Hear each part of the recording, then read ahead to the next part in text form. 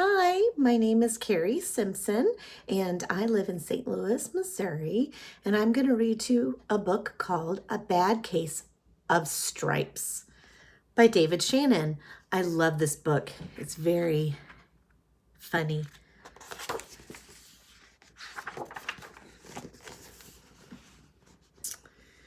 Camellia Cream loved lima beans, but she never ate them. All of her friends hated lima beans, and she wanted to fit in. Camilla was always worried about what other people thought of her. Today, she was fretting even more than usual. It was the first day of school, and she couldn't decide what to wear. There were so many people to impress. She tried on 42 outfits, but none of them seemed quite right. She put on a pretty red dress and looked in the mirror and screamed. Her mother ran into the room and screamed too. "Oh my goodness heavens," she cried. "You're completely covered with stripes." This was certainly true. Camilla was striped from head to toe. She looked like a rainbow.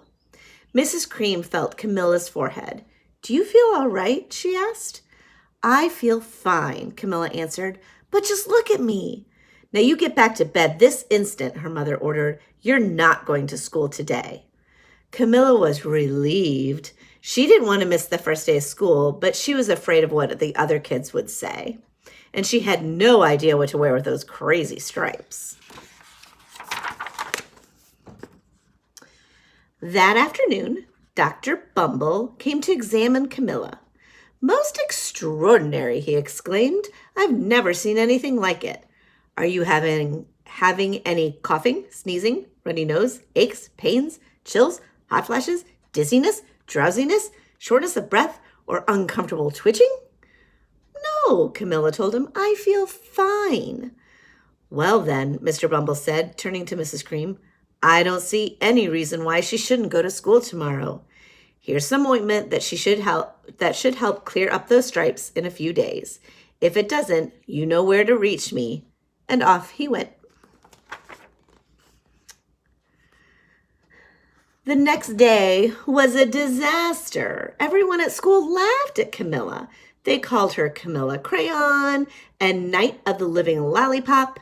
She tried her best to act as if everything was normal. But when the class said the Pledge of Allegiance, her stripes turned red, white, and blue, and she broke out in stars. Oh boy.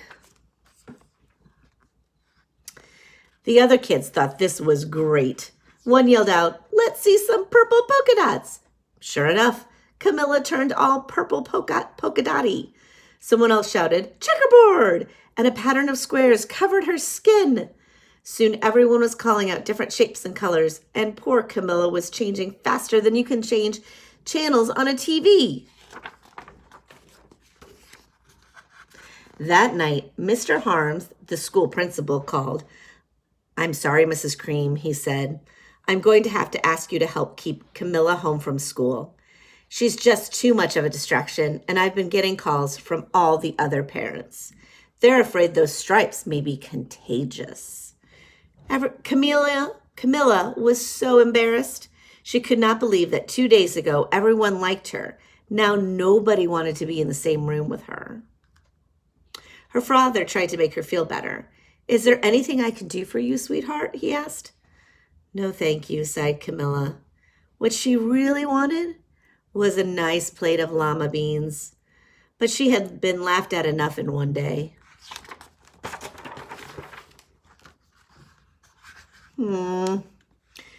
"Well, yes, I see," Dr. Bumble mumbled when Mr. Cream phoned the next day.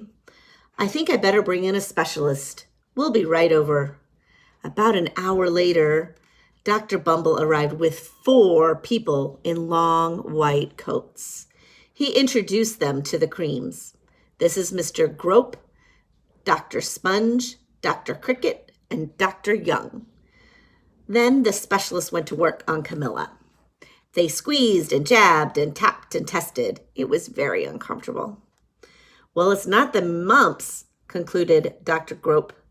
"Or the measles," said Dr. Sponge. Definitely not chicken pox, put in Dr. Cricket. Or sunburn, said Dr. Young. Try these, the specialist said. They each handed her a different bottle filled with colored pills. Take one of each before bed, said Dr. Grope. Then they filed out the front door, followed by Dr. Bumble. That night, Camilla took her medicine. It was awful. When she woke up the next morning, she didn't feel different, but when she got dressed, her clothes didn't fit right. She looked in the mirror, and there, staring back at her, was a giant, multicolored pill with her face on it.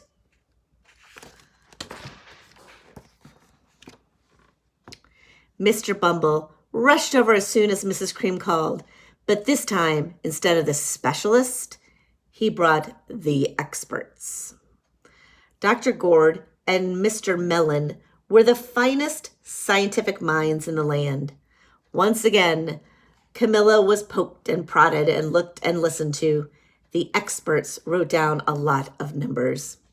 Then they huddled together and whispered. Dr. Gord finally spoke. It might be a virus, he announced with authority. Suddenly, fuzzy little virus balls appeared all over Camilla. Or possibly some form of bacteria, said Mr. Mellon, and out popped squiggly little bacterial trails.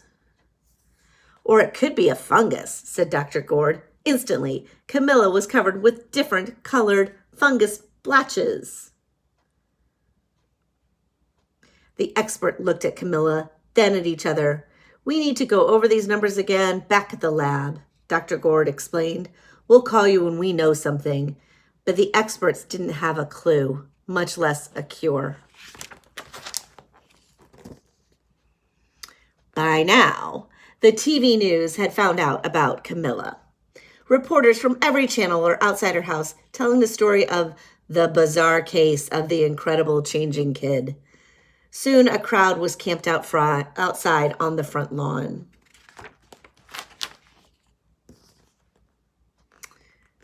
The Creams were swamped with all kinds of remedies from psychologists, allergists, herbalists, nutritionists, psychics, old medicine man, a guru, and even a veterinarian. Each so-called cure only added to poor Camilla's strange appearance until it was hard to even recognize her. She sprouted roots and berries and crystals and feathers and a long furry tail. But nothing worked.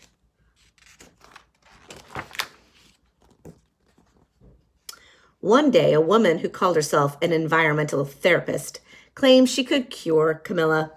Close your eyes, she said, breathe deeply, and become one with your room. I wish you hadn't said that, Camilla groaned. Slowly, she started to melt into the walls of her room.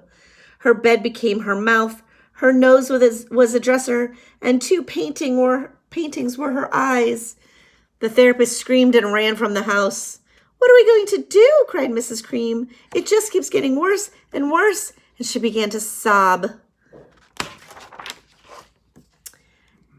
At that moment, Mr. Cream heard a quiet little knock at the front door. He opened it, and there stood an old woman who was just as plump and sweet as a strawberry. Excuse me, she said brightly, but I think I can help. She went into Camilla's room and looked around. My goodness, she said, with a shake of her head. What we have here is a bad case of stripes. One of the worst I've ever seen. She pulled a container of small green beans from her bag. Here, she said, these might do the trick. Are those magic beans? Asked Mrs. Cream. Oh, my, no, replied the kind old woman. There's no such thing. These are just plain old llama beans. I bet you'd like some, wouldn't you? She asked Camilla. Camilla wanted a big helping plateful of lima beans more than just about anything, but she was afraid to admit it. Yuck, she said. No one likes lima beans, especially me. Oh, dear, the woman said sadly. I guess I was wrong about you. She put the beans back in her bag and started towards the door. Camilla watched the old woman walk away. Those beans would taste so good. And being laughed at for eating them was nothing compared to what she's going through. And finally, she couldn't stand it. Wait, she cried. The truth is, I really love lima beans. I thought so, the old woman said with a smile. She took a handful of beans and popped them into Camilla's mouth. Mmm, said Camilla. Suddenly, the branches and feathers and squiggly tails began to disappear. Then the whole room swirled around, and when it stopped, there stood Camilla, and everything was back to normal. I'm cured, she shouted. Yes, said the old woman. I knew the real you was in there somewhere. She patted Camilla on the head, and then she went outside and vanished into the crowd.